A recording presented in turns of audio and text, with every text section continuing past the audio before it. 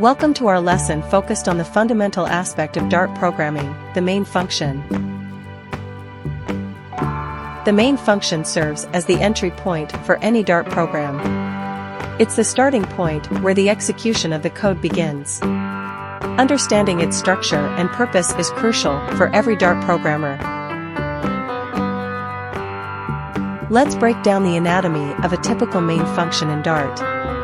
It consists of the void keyword indicating no return value, main, as the function name, and list string args as optional arguments for command line parameters.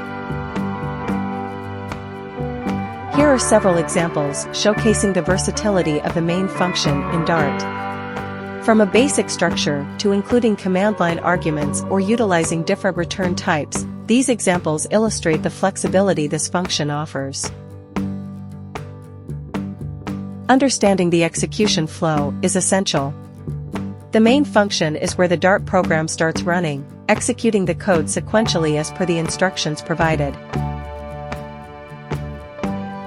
Let's explore some common scenarios where the main function is utilized.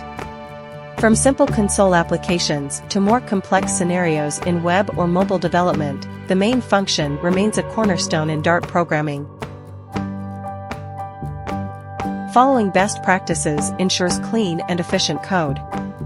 Properly structuring the main function, handling errors, and adhering to naming conventions are some practices that enhance code readability and maintainability.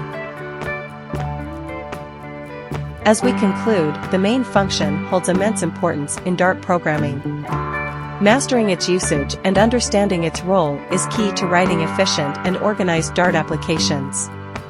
Practice and experiment to harness its potential fully. Thanks for watching. Don't forget to like, comment, and share. Also, subscribe to Coder Squad. Happy coding!